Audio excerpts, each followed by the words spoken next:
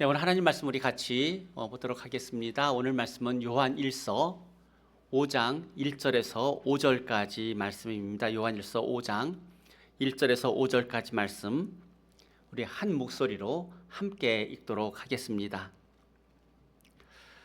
예수께서 그리스도이심을 믿는 자마다 하나님께로부터 난 자니 또한 낳으신 이를 사랑하는 자마다 그에게서 난 자를 사랑하느니라.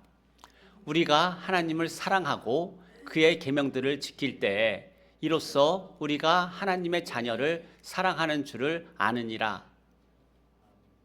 하나님을 사랑하는 것은 이것이니 우리가 그의 계명들을 지키는 것이라. 그의 계명들은 무거운 것이 아니로다. 무릇 하나님께로부터 난 자마다 세상을 이기느니라. 세상을 이기는 승리는 이것이니 우리의 믿음이니라. 예수께서 하나님의 아들이심을 믿는 자가 아니면 세상을 이기는 자가 누구냐? 아멘. 우리 오늘 말씀은 은혜의 믿음을 더하라는 제목으로 전하도록 하겠습니다. 우리의 삶에는 우리의 의지나 우리의 뜻과는 상관없이 때로는 의무감으로 때로는 어쩔 수 없어서 해야 하는 그런 일들이 있습니다. 경제적인 이유로 어떤 때는 뚜리잡을 떼어야 되는 그런 경우도 있고 건강 때문에 약을 먹고 음식을 조절해야 되는 그런 일도 있습니다. 또한 내 감정의 상태와는 상관없이 억지로 웃어야 하는 그런 때도 있고 가기 싫은데 의무감 때문에 가야 하는 그런 경우도 있습니다. 우리의 신앙생활도 예외는 아닙니다. 의무감으로 해야 할 때도 있고 목사라서 장로라서 체면 때문에 해야 하는 그런 신앙생활도 있습니다. 여러분 중에 신앙생활을 하면서 교회에 가기 싫은 적이 지금까지 한 번도 없었다. 여러분 혹시 그런 분 계십니까? 우리는 대부분이 한두 번은 교회 가기 싫었던 그런 적이 있습니다. 그리고 그런 갈등이 있을 때 여러 가지 생각이 듭니다. 이런 마음으로 교회에 갈 바에는 차라리 집에 있는 것이 낫지 않나. 이런 마음으로 교회에 가서 봉사할 거면 차라리 하지 않는 것이 낫지 않나. 이런 갈등의 순간에 보통은 두 가지 중에 하나를 택합니다. 억지로라도 교회에 가는 분이 있습니다. 책임감 때문에 또 습관이나 체면 때문에 어쩔 수 없이 교회에 가시는 분들이 있습니다. 반대로 이것을 계기로 교회를 떠나는 분들이 있습니다. 신앙생활을 중단하거나 멀어지는 그런 분들이 있습니다. 구약 성경에 보게 되면 요나라고 하는 선지자가 있습니다. 요나는 하나님께서 니느웨로 가서 하나님의 심판의 메시지를 선포하라는 그런 명령을 듣습니다. 하지만 요나는 하나님의 명령에 불순종하고 도망합니다. 그리고 풍랑 속에서 바다에 던져지고 큰 물고기 배 속에서 요나가 회개하며 기도할 때 하나님께서 요나를 구원하시고 다시 명령합니다. 니느웨로 가라. 여러분 요나가 어떻게 했을까요? 요나는 마지못해서 억지로 니느웨로 갑니다. 그렇지만 그의 마음에는 기쁨이 없었어요. 억지로 가서 억지로 하나님의 말씀을 선포했습니다. 여러분 요나가 이렇게 어쩔 수 없어서 등이 떠밀려서 억지로 가서 하나님의 말씀을 선포했는데 하나님은 요나의 억지 순종을 기뻐하실까요? 여러분 어떻게 생각하십니까? 우리가 마지못해서 교회에 가고 마지못해서 등에 떠밀려서 어떤 봉사를 할 때 하나님은 그런 우리를 과연 기뻐하실까? 보통 우리 하나님에 대해서 어떻게 이야기합니까? 하나님은 우리의 겉모습보다 우리의 마음, 우리의 중심을 보신다 이렇게 여러분 말하지 않습니까? 그런데 성경은 어떻게 말하냐면 하나님은 우리의 마음 중심도 보시지만 우리의 겉모습도 보신다는 이야기입니다. 그래서 저는 요나가 비록 자원하는 마음으로 니느웨로 가지 않았지만 하나님은 요나의 억지 순종도 기뻐하신다라고 생각을 합니다. 왜냐하면 하나님은 그 요나의 억지 순종을 통하여서도 하나님의 뜻을 이루셨기 때문입니다. 신앙생활을 하다 보면 반드시 갈등의 순간을 맞이하게 됩니다. 처음에는 하나님의 그 사랑을 깨닫고 의욕적으로 신앙생활을 합니다. 기쁨으로 말씀을 읽고 의욕적으로 기도를 합니다. 그런데 시간이 지나면 하나님을 향한 그 사랑이 점점 식고 은혜도 점점 줄어들고 나중에는 형식만 남게 됩니다. 이전에는 기도하기 위해서 아침에 일찍 일어나는 게 하나도 힘이 들지 않았어요. 그런데 은혜가 떨어지고 나니까 의무감으로 하다 보니까 형식적으로 하다 보니까 아침에 일찍 일어나는 것도 너무나 힘든 일이 됩니다. 그러다 보면 나도 모르게 형식주의에 빠지게 되고 율법주의에 빠지게 됩니다. 그래서 이렇게 나도 모르게 형식주의나 율법주의에 빠지게 되면 우리는 어떤 생각을 하게 되냐면 이런 마음으로 하는 것이 과연 옳은 일인가? 형식적으로 하기보다 차라리 하지 않는 것이 낫지 않은가? 나는 왜 이 복음 안에서 자유를 누리지 못하는가? 이런 생각을 합니다. 또한 이런 생각도 할 수가 있습니다. 내가 꼭 아침에 일찍 일어나서 기도해야 하나님이 나를 사랑하시는 것은 아니지 않을까? 내가 은혜 안에서 오히려 자유를 누린다면 그것이 더 나은 모습은 아닐까? 그런데 이런 생각을 할 때 우리의 마음의 반대편에는 또 이런 생각이 듭니다. 내가 이래서는 안 되는데, 교회에 가야 되는데, 그래도 기도해야 되는데, 성경 읽어야 하는데, 그 결과 어떻게 합니까? 억지로 할 때도 있고 은혜를 핑계 삼아 무기력한 신앙생활을 할 때도 있습니다. 여러분 그런 경험 해보지 않으셨습니까? 우리가 신앙생활을 하는 동안에 이렇게 의무감과 은혜 사이를 우리는 왔다 갔다 하면서 신앙생활을 합니다. 이런 여러분 신앙적 갈등이 있을 때 여러분 우리는 어떻게 해야 될까요? 성경은 우리에게 어떤 답을 제공합니까? 우리는 이런 갈등이 생길 때 가장 먼저 드는 생각이 잃어버린 은혜를 다시 회복해야 된다는 생각을 합니다. 그래서 어떤 설교 말씀을 듣거나 부흥회를 가거나 수련회를 찾아다니면서 은혜를 받기 위한 그런 노력들을 합니다. 왜냐하면 은혜가 충만해야지 우리는 다시 신앙생활을 정상적으로 할 수 있다고 생각하기 때문입니다. 그런데 이런 생각에 대해서 우리가 지금까지 경험해 온 것은 우리에게 뭐라고 답을 합니까? 그렇게 받은 은혜가 또다시 오래가지 않는다는 겁니다. 시간이 조금 지나면 또다시 덤덤해지고 또다시 이전의 상태로 돌아가게 된다는 겁니다. 여러분 질문 하나 하겠습니다. 우리는 평소에 은혜로 살까요? 믿음으로 살까요? 조금 어려운 질문입니까? 네. 우리가 평소에 살아갈 때 우리는 은혜로 살아갈까요? 믿음으로 살아갈까요? 우리는 은혜로 사는 사람들이에요. 네. 평상시에는 믿음으로 살지 않습니다. 성령께서 우리를 감동하시고 하나님이 은혜를 주시고 그래서 모든 일을 기쁨으로 감당하며 평상시에는 그렇게 살아갑니다. 그러면 우리에게 그 은혜만 있으면 다 되는 것일까? 물론 은혜로 충분합니다. 그런데 그 받은 은혜를 지속시키고 유지하는데 우리의 협력이 필요해요. 그 협력이 무엇이냐? 바로 믿음이라고 하는 겁니다. 우리는 은혜로 살지만 동시에 우리는 믿음이 필요한 사람들입니다. 성령이 내 마음에 역사하셔서 어떤 감동을 주실 때 여러분 신앙생활에 갈등이 있습니까? 없어요. 또 하나님이 우리에게 은혜를 풍성하게 공급해 주셨을 때 형제 간에 갈등이 있습니까? 없다는 이야기입니다. 왜냐하면 성도의 삶은 우리의 삶은 은혜로 하는 것이기 때문이에요. 그런데 왜 믿음이 필요합니까? 평소에는 은혜로 살지만 갈등이나 위기가 찾아왔을 때 우리에게 믿음이 필요하기 때문입니다. 우리는 평소에 은혜로 삽니다. 정확히 말하면 우리가 받은 은혜를 소진하면서 받은 은혜를 까먹으면서 그렇게 살아가는 것이 우리의 삶이에요.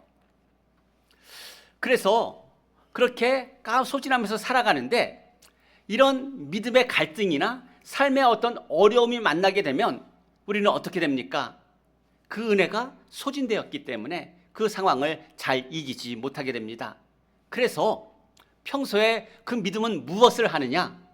우리의 잃어버린, 즉 우리가 이제 많이 잃어버린 그 은혜들을 다시 회복하는 그런 일을 하게 되는데 그 일을 무엇으로 하느냐? 믿음으로 한다는 이야기예요. 그러니까 우리에게 은혜와 믿음 두 가지가 다 필요한데 평상시에는 은혜로 살아가지만 이 믿음이라고 하는 것이 꼭 위기의 순간에만 우리에게 필요한 것이 아니라 평소 나에게 은혜를 채우는 그 일 가운데도 믿음이 필요하다는 말씀입니다. 그 믿음으로 우리는 무엇을 합니까? 하나님의 말씀을 묵상하고 더 열심히 기도하고 더 하나님을 열심히 찬양하고 더 열심히 하나님을 예배하면서 그 은혜들을 계속해서 채워나가는 그런 삶을 살게 됩니다. 그러면 신앙생활을 할 때 믿음과 은혜 이 두 가지 중에서 어느 것이 더 중요할까요? 둘 다 우리에게는 분명히 다 필요한 거예요. 믿음과 은혜 중에 여러분 어떤 것이 더 중요합니까? 당연히 은혜예요. 우리에게 필요한 것은 당연히 은혜입니다. 그래야 갈등 없이 서로 사랑할 수가 있고 기쁨으로 신앙생활을 할 수가 있습니다. 그래서 오늘 1절에 보게 되면 이렇게 말씀하고 있어요. 예수께서 그리스도이심을 믿는 자마다 하나님께로부터 난 자라고 말하고 있습니다. 요한은 특히 요한일서에서 하나님께로부터 난 자라고 하는 그런 표현을 참 많이 사용하고 있어요. 지금까지 요한이 하나님께로부터 난 자를 누구라고 이야기하고 있습니까? 오늘 말씀에는 예수께서 그리스도이심을 믿는 자라고 말하고 있어요. 또 뭐라고 말하냐면 하나님께로부터 난 자는 하나님을 사랑하는 자이며 형제를 사랑하는 자이며 믿음으로 세상을 이기는 자라고 요한은 거듭해서 말하고 있습니다. 그러면 논리적으로 시간적으로가 아니라 논리적으로 어떤 것이 더 먼저일까요? 예수께서 그리스도이심을 믿는 것 이것이 먼저일까요? 아니면은 하나님께로부터 나는 것이 먼저일까요? 여러분 다시 한번 질문하겠습니다. 예수님을 믿는 것이 먼저일까요? 그래서 그 결과로 하나님께로부터 태어나는 것이 맞는 것일까요? 아니면 하나님께로부터 난 자가 되었기 때문에 믿게 되는 걸까요? 여러분 답을 잘 하셔야 됩니다. 네. 하나님께로부터 나는 일은 누가 합니까? 하나님이 하시는 일이에요. 우리가 하는 일은 뭐가 있습니까? 아무것도 없어요. 우리가 하는 일은 하나도 없어요. 그러면 믿는 것은 누가 합니까? 믿는 것은 우리가 하는 거예요. 그래서 논리적인 순서로 보게 되면 내가 예수를 믿어서 거듭나는 것일까요? 아니면은 주님이 나를 이 하나님 안에서 태어나게 하셨기 때문에 내가 믿게 되는 걸까요?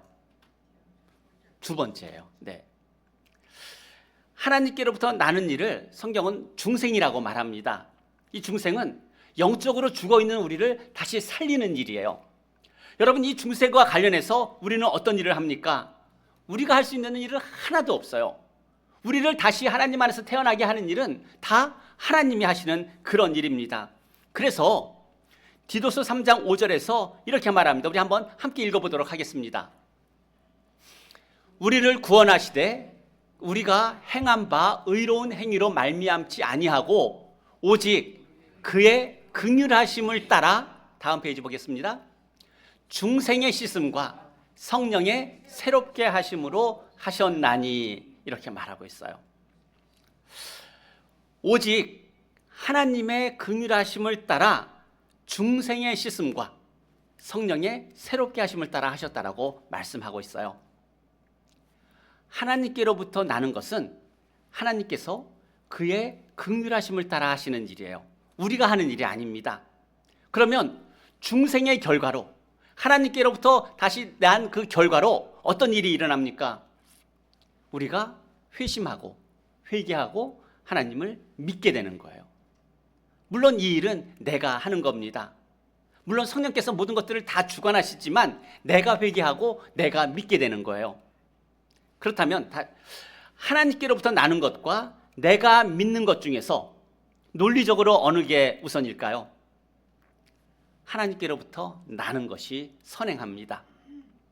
하나님이 하나님의 긍휼하심을 따라서 내 안에 새 생명을 만들어 주셨기 때문에 그 결과로 내가 예수님을 믿게 되는 거예요. 여러분 이런 말씀을 드리게 되면 목사님 그게 뭐 중요합니까? 이렇게 말씀하시는 분들이 있어요. 왜냐하면 이 중생이라고 하는 것, 하나님으로부터 나는 것과 내가 예수 그리스도를 믿게 되는 그 믿음이 생기는 것은 시간적으로는 동일한 시간에 일어나는 것이기 때문이에요. 논리적으로는 앞뒤 순서가 정해져 있지만 시간적으로 봤을 때는 동시에 일어나기 때문에 이게 뭐 중요합니까? 이렇게 말할 수가 있습니다. 그런데 이것 때문에 교단이 갈라졌어요. 장로교 같은 이 칼빈주의 교회는 하나님께서 거듭나게 하셨기 때문에 믿게 된다고 가르칩니다. 하나님께서 우리에게 생명을 주셨고 죽었던 우리를 하나님이 다시 살리셨고 우리를 새롭게 거듭나게 하셨기 때문에 우리가 예수님을 믿게 된다고 그렇게 가르치고 있어요. 다시 말해서 구원은 전적으로 하나님께서 우리에게 베푸시는 하나님의 주권적 은혜이고, 그래서 우리의 믿음조차도 하나님이 주신 거라고 말합니다. 그래서 이런 은혜에 근거해서 장로교나 이런 칼빈주의 계통의 교회에서는 한번 구원받은 성도는 그 구원을 잃어버리지 않는다라고 가르칩니다. 왜냐하면 하나님께서 하시는 일이기 때문이에요. 그리고 믿음을 어떻게 이야기합니까? 내가 믿는다라고 말하지 않고 하나님께서 나에게 믿음을 주셨기 때문에 내가 믿는다라고 말하고 있습니다. 반면에 감리교나 성결교나 오순절 계통 같은 이런 알미니안주의 계통의 그런 교회들은 내가 믿어서 하나님께서 나를 거듭나게 하셨다라고 가르쳐요. 물론 우리가 믿을 때 성령의 도우심을 받고 하나님의 어떤 선행적인 은혜의 역사로 말미암아 우리가 믿게 됩니다. 그런데 이 알미니안주의 교회에서는 나의 믿음이 원인이고 그 결과로 하나님이 나를 거듭나게 하셨다라고 가르치고 있어요. 그래서 알미니안주의 교회는 내가 믿는 것이 거듭남의 원인이기 때문에 받은 그 구원을 잃어버릴 수도 있다라고 그렇게 가르치는 겁니다. 왜냐하면 내가 믿는 것이고 내가 거듭나는 것이고 내가 다시 살아나는 것이기 때문입니다. 여러분은 어느 쪽입니까? 하나님의 은혜가 먼저입니까? 아니면 믿음이 우선입니까? 저는 거듭남이 먼저이고 그 결과로 믿음이 나타난다라고 믿습니다. 그런데 성경을 읽다 보면은 이것이 맞는 것 같기도 하고 저것이 맞는 것 같기도 하고 그럴 때가 있어요. 여러분, 뭐가 중요할까요? 은혜와 믿음 중에서 어느 것이 선행하느냐? 그것이 아니에요.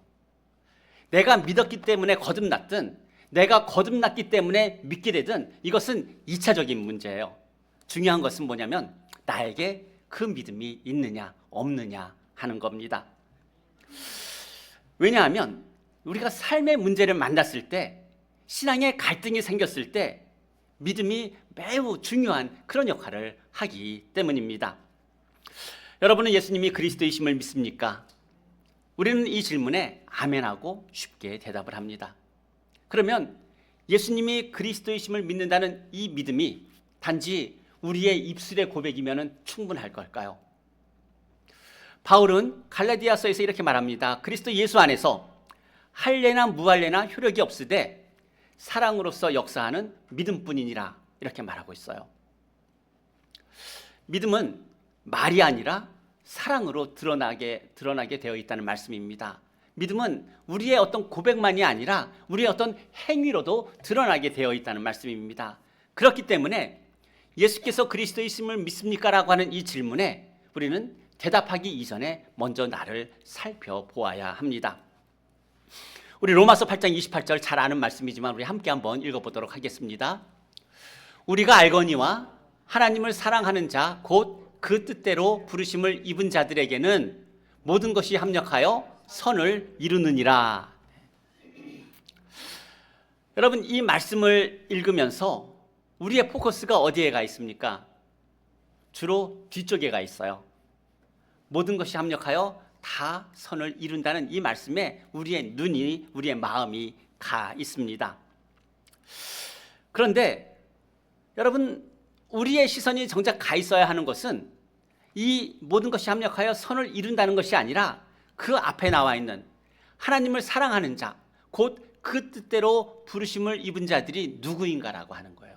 왜냐하면 모든 것이 합력하여 선을 이루는 것은 하나님을 사랑하는 자에게 당연히 따라오는 그런 일들이기 때문입니다. 하나님을 사랑하는 자, 하나님의 뜻대로 부르심을 입은 자들은 여러분 누구입니까? 바로 예수 그리스도를 믿는 우리들이에요. 그러면 내가 하나님을 사랑하는지 아닌지는 어떻게 알 수 있습니까? 요한의 말을 빌리면 하나님의 계명을 지키는지 아닌지, 또 형제를 사랑하는지 아닌지를 통해서 내가 하나님을 사랑하는지 아닌지를 알 수 있다라고 그렇게 말합니다. 그런데 오늘 2절은 그것을 섞어놨어요. 우리 2절 한번 같이 보겠습니다. 성경에 있는 말씀 같이 보면서 2절에 보게 되면 어떻게 말하냐면 우리가 하나님을 사랑하고 계명을 지킬 때에 우리가 형제를 사랑하는지 알게 된다라고 말하고 있어요. 원래는 어떻게 말해야 됩니까? 내가 계명을 지키고 내가 형제를 사랑할 때 내가 하나님을 사랑하는 줄 안다라고 말해야 되는데 지금 사도 요한은 이것을 섞어놨어요. 뭐렇게 이야기하냐면 우리가 하나님을 사랑하고 계명을 지킬 때 형제를 사랑하는 줄 안다라고 말하고 있어요. 왜 그렇게 이야기했을까요? 왜 그렇게 말했냐면 하나님을 사랑하는 것, 형제를 사랑하는 것, 계명을 지키는 것, 이 세 가지가 모두가 같은 말이기 때문이에요. 그래서 앞에 놓든 뒤에 놓든 전혀 상관이 없기 때문입니다. 그러면서 3절에서 이렇게 말합니다. 하나님을 사랑하는 것은 이것이니 우리가 그의 계명들을 지키는 것이라. 그의 계명들은 무거운 것이 아니로다. 여러분, 하나님 말씀대로 살아가는 것 쉬운 일일까요? 어려운 일일까요? 네, 대답하기 힘드시죠? 네. 우리가 성령으로 충만했을 때는, 받은 은혜로 충만했을 때는 어려운 일이 아니에요. 그런데 신앙에 갈등이 있고 삶에 어려운 일을 만나게 되면 그 계명을 지키는 일은 정말 무엇보다도 무겁고 힘든 일입니다. 그런데 요한은 어떻게 말합니까? 그의 계명은 무거운 것이 아니라고 말하고 있어요. 어려운 일이 아니라는 이야기입니다. 여러분, 이런 말 들으면 어떻습니까? 때로는 짜증이 납니다. 나는 힘들어 죽겠는데 그게 뭐가 어려워? 여러분, 이렇게 말하는 사람 만나면 여러분 잠깐 짜증나지 않습니까? 그런데 특히 설교 시간에 사랑해라, 용서해라, 참고 인내해라 이런 말을 들을 때도 우리는 같은 감정이 들어요. 왜냐하면 당연한 말이지만 우리의 경험은 그것이 너무나 힘들었기 때문이에요. 그런데 여러분 꼭 기억하시기를 바랍니다. 그런 말씀을 매주 전해야 되는 목사는 더 힘들다라고 하는 거예요. 네. 여러분 한번 잘 생각해 보시기 바랍니다. 하나님의 뜻대로 사는 것이 힘들까요? 왜 힘들까요? 하나님께서 우리에게 요구하는 그 기준이 너무 높기 때문일까요? 사도 요한이 하는 말을 들으면 논리적으로 틀린 점이 하나도 없어요. 그런데 우리는 왜 힘들어합니까? 문제는 하나님의 사랑이 그 동기가 되어서 우리의 삶을 살아가야 되는데 그 받은 은혜가 오래가지 않기 때문이에요. 또한 그 받은 은혜가 오래가지 않는데 하나님께서 우리에게 주신 그 믿음을 가지고 우리의 잃어버린 그 은혜들을 계속 채우지 않았기 때문입니다. 그 결과 자기의 힘으로 하려고 하다 보니까 우리는 주의 계명을 따라 살아가는 것이 너무나 힘들게 그렇게 느껴집니다. 계명을 지키는 것은 어려운 일이 아닙니다. 우리 시편 119편 103절 말씀 우리 한번 같이 읽어보도록 하겠습니다. 네. 주의 말씀의 맛이 내게 어찌 그리 단지요 내 입에 꿀보다 더 다나이다. 네. 시인이 잠깐 정신이 없어서 이렇게 말한 걸까요? 아니면 사람들에게 잘 보이기 위해서 이렇게 말한 걸까요? 하나님의 말씀은 어려운 규칙이 아니에요. 때로는 하나님의 말씀이 우리의 혼과 영과 관절과 골수까지도 찔러 쪼개기까지도 하시지만 하나님의 모든 말씀은 하나님과 우리의 사랑의 관계 가운데서 우리에게 주시는 선물이기 때문입니다. 그래서 하나님을 사랑하는 그 사람에게는 계명이 무겁지 않습니다. 오히려 시편 기자의 고백처럼 꿀과 송이보다 훨씬 더 달게 느껴지는 것이 하나님의 말씀입니다.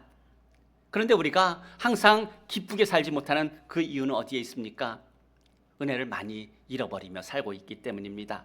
우리에게 주신 그 믿음을 낭비하며 살고 있기 때문입니다. 신앙생활을 처음 시작할 때 대부분의 사람들은 다 자기 중심적인 관점에서 신앙생활을 합니다. 처음에는 나의 유익, 나의 소원, 나의 문제의 해결이 신앙생활에 있어서의 가장 목표가 됩니다. 그런데 주님은 그런 우리에게 어떤 일을 행하십니까?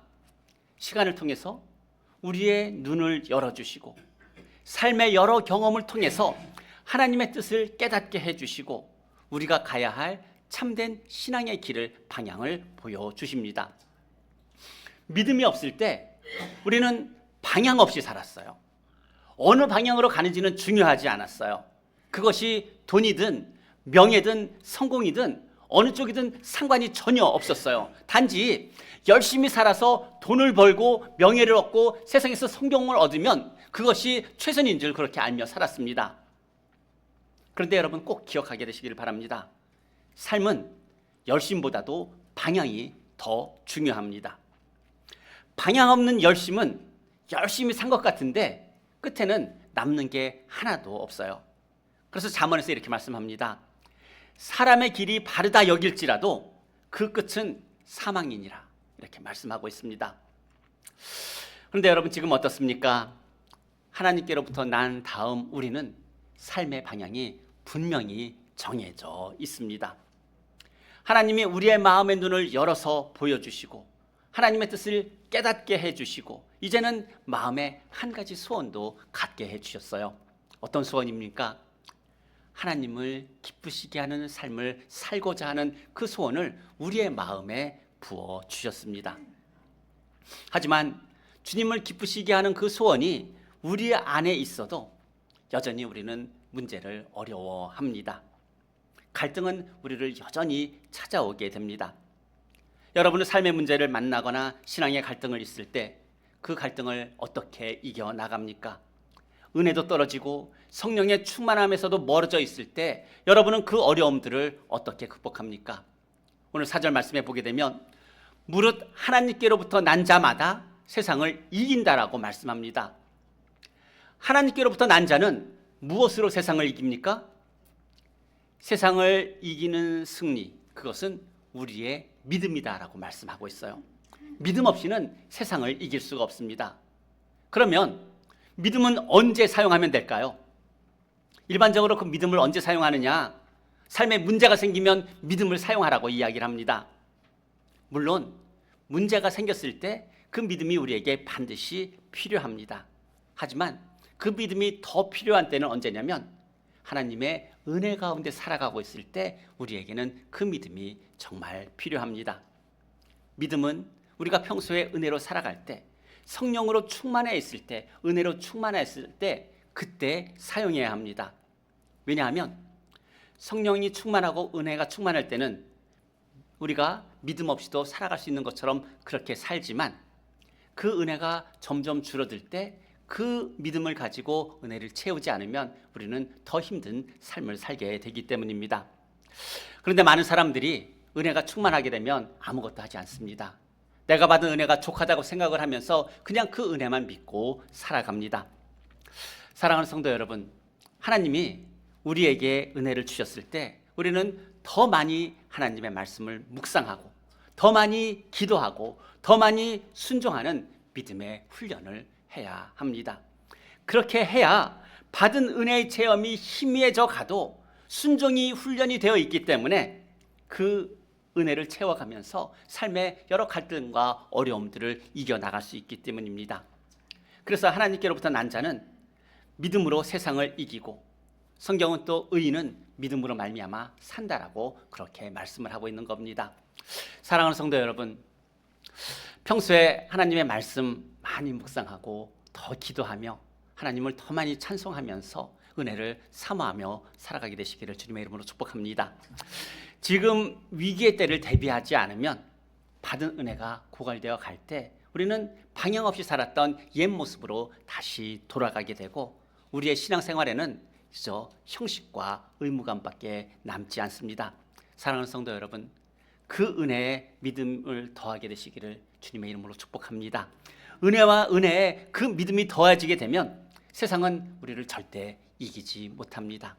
왜냐하면 주님께서 이미 이기셨고 우리에게 은혜를 베풀어 주셔서 믿음을 주셨는데 그 믿음을 가지고 내가 순종의 훈련을 더 열심히 하게 될 때 우리는 변화되어지고 성장되어지고 예수 그리스도의 그 형상을 닮아가기 때문입니다. 사랑하는 성도 여러분, 이제 주께서 우리에게 주신 그 믿음과 은혜로서 어떤 상황에서도 하나님의 말씀을 기뻐할 수 있는 우리 모두가 되시기를 주님의 이름으로 축복합니다. 기도하겠습니다. 사랑이 많으신 하나님 아버지, 주께서 그리스도이심을 믿게 하시고 또 하나님께로부터 난 자가 되게 하심을 감사함을 드립니다. 이제 하나님께서 우리에게 베푸신 그 사랑을 잃어버리지 않기 위하여 믿음으로 날마다 하나님의 말씀을 묵상하며 또한 하나님을 찬송하며 하나님께 더 가까이 나아가는 그런 삶을 살게 하여 주셔서 우리의 잃어버린 그 은혜들을 채우게 하여 주시고 신앙의 갈등이나 삶의 문제를 만났을 때마다 우리에게 주신 그 믿음으로 승리하며 살아가는 모든 성도들 되게 하여 주옵소서. 특별히 건강 때문에 오늘 예배를 참석하지 못한 성도들을 기억하여 주시고 그 마음이 주께 힘을 얻어 건강을 이기게 하여 주시고 모든 재활과 회복에 있어서도 그리스도를 믿는 그 믿음으로 승리하며 나아가게 하여 주옵소서. 감사드리며 예수님의 이름으로 기도드립니다. 아멘. 우리 일어나서 함께 찬양합니다.